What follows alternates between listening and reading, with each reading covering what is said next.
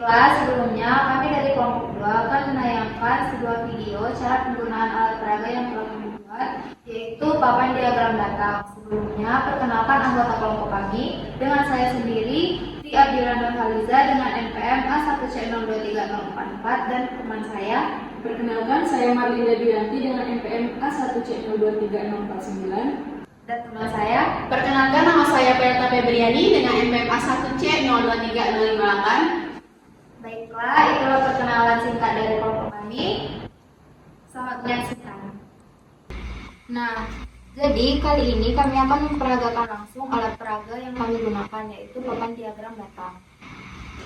Nah, jadi dari alat peraga kami ini ada beberapa komponen. Yang pertama yaitu garis horizontal ini merupakan variabel yang kami gunakan. Nah, dalam data yang kami gunakan ini, variabel yang kami gunakan yaitu data alat tulis. Ada pensil, pena, buku, penggaris, spidol, penghapus, tip X, peruncing, pensil warna, buku gambar, dan krayon. Nah, selanjutnya yaitu garis vertikal ini sebagai frekuensi dari data yang kami gunakan. Nah, selain itu kami juga menggunakan pita. Nah, pita ini sebagai dari yang menunjukkan diagram batangnya nanti sesuai dengan data yang kami gunakan. Dan pit ini sebagai alat bantu kami untuk menancapkan pita ini tepat pada frekuensi sesuai data yang kami gunakan. Langsung saja kita ke contoh kasusnya. Baiklah, di sini ada contoh kasus. Diberikan data sebagai berikut, yaitu data alat tulis. Yang pertama itu ada pensil, pena, buku, penghapus, spidol, penggaris, tip X, peruncing, pensil warna, buku gambar, dan krayon. Sajikan dalam bentuk diagram batang. Nah, yang pertama itu pensil. Jumlah pensilnya itu ada 12. Nah, jadi karena frekuensi dari pensil yaitu 12, maka kita dapat menarik pita ini menggunakan alat bantu pin tepat di data angka 12. Kita tarik tepat di garis angka 12, lalu kita gunakan alat bantu pin di kotak angka 12. Selanjutnya itu ada pena dengan frekuensinya itu 8. Begitupun untuk data dari variabel pena, jadi kita dapat menarik pita ini tepat di garis 8. Kita gunakan alat bantu pin untuk menancapkannya. Selanjutnya itu ada buku dengan frekuensi atau jumlahnya itu ada 15. Dapat kita tarik buku tepat di frekuensi 15.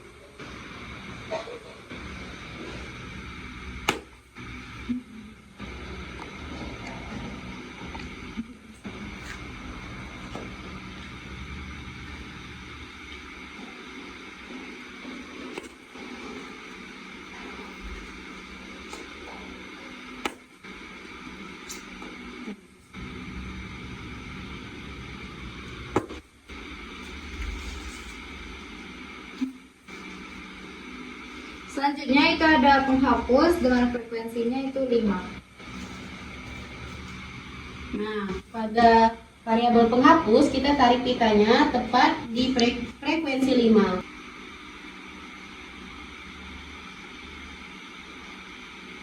Kita tarik tepat pada frekuensi 5.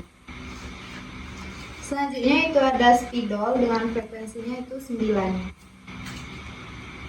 Kita tarik pita tepat di frekuensi atau angka 9.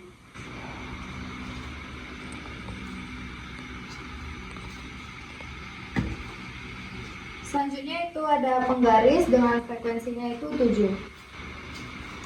Kita ulangi lagi, kita tarik pitanya tepat di angka 7.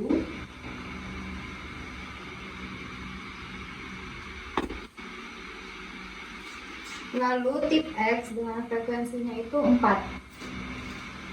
Kita tarik pitanya tepat di angka 4 pada garis frekuensi. Selanjutnya itu peruncing dengan frekuensinya itu 6. Tarik tepat di angka 6. Selanjutnya pensil warna dengan frekuensinya itu 11. Kita tarik pita tepat di angka 11. Lalu kita gunakan alat bantu pin untuk menancapkannya tepat di angka 11. Selanjutnya itu buku gambar dengan frekuensinya itu 10.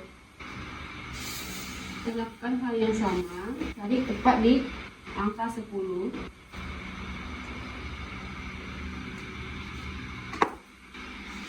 Nah, yang terakhir itu ada krayon dengan frekuensinya itu 13.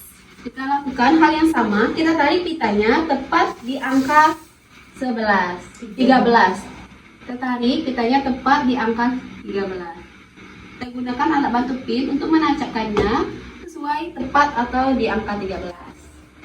Nah, jadi inilah visualisasi dari data yang kami gunakan, yaitu data alat tulis.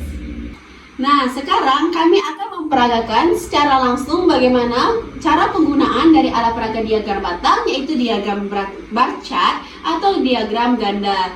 Nah, data yang kami gunakan yaitu diberikan data ekstrakurikuler berikut. Nah, ekstrakurikuler yang kami ambil yaitu ada basket, futsal, pramuka, paskibra, dan debat. Nah, langsung saja. Perintahnya itu sajikan data ini dalam bentuk diagram batang.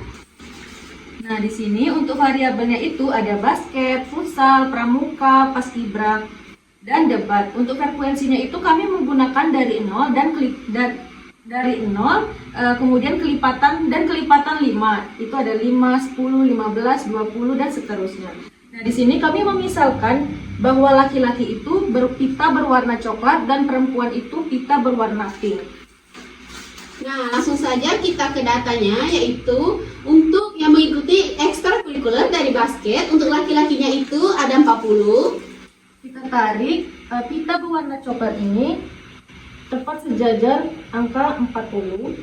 Kemudian gunakan pin untuk menancapkan diagram batang di angka 40.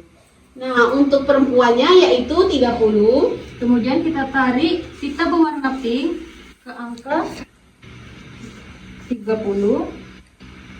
Kemudian tancapkan pin tepat sejajar di angka 30. Nah, untuk data selanjutnya yaitu ekstrakurikuler dari futsal. Nah, untuk laki-laki yaitu datanya 50. Kita tarik pita berwarna coklat di angka 50. Kemudian tancapkan pin tepat sejajar di angka 50. Nah, untuk data yang perempuan yaitu 20. Kita tarik pita berwarna pink di angka 20. Kemudian gunakan pin untuk meletakkan sejajar pita di angka 20. Nah, selanjutnya data dari yang mengikuti ekstrakurikuler pramuka. Nah, untuk yang laki-laki itu jumlahnya yaitu ada 30. Tarik pita berwarna coklat itu di angka tepat di sejajar 30, tepat di garis 30. Nah, untuk yang perempuan yaitu 40. Kemudian tarik pita berwarna pink sejajar di garis 40. Nah, untuk selanjutnya yang mengikuti ekstrakurikuler dari paskibra, untuk jumlah data yang laki-laki yaitu 20. Tarik pita berwarna coklat sejajar di garis 20. Nah, untuk jumlah dari data yang perempuan yaitu 50. Kemudian tarik pita berwarna pink sejajar di angka 50.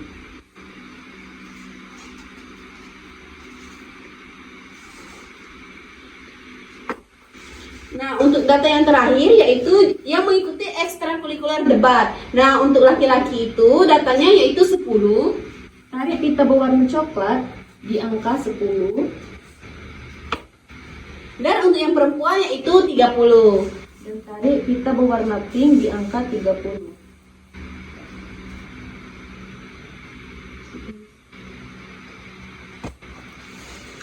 Nah, jadi ini merupakan hasil dari diagram batang, ya, yaitu data dari ekstrakurikuler sesuai dengan data yang telah kami gunakan berikut ini.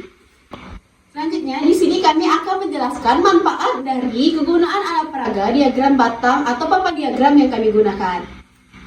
Jadi manfaat dari alat peraga ini yaitu siswa dapat memahami secara langsung mengenai konsep dasar statistik. Di sini siswa dapat melihat hubungan antara langsung data dan representasi data secara langsung sehingga siswa dapat mengetahui konsep dari perbandingan, kemudian kategori dan frekuensi.